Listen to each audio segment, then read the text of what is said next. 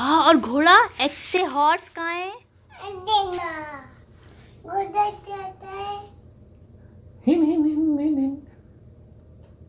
कैसे करता है घोड़ा? वो भी तो करता है, इंग्लिश में कैसे करता है? टिक टिक करके वॉक करता है घोड़ा। टिकटिक टिकटिक। और जी जेड से जेब्रा कहाँ है? जेड से जेब्रा वहीं रखा रहने दो। जेड से जेब्रा।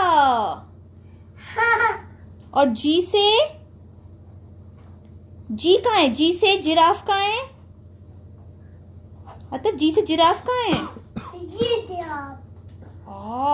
और एस से शीप कहाँ है? शीप। अरे ये सब उसका। एस से शीप कहाँ है?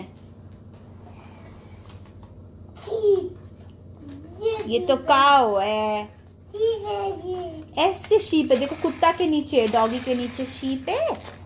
और पी से पिगी है। पी से पिगी कहाँ है? हाँ, पिगी।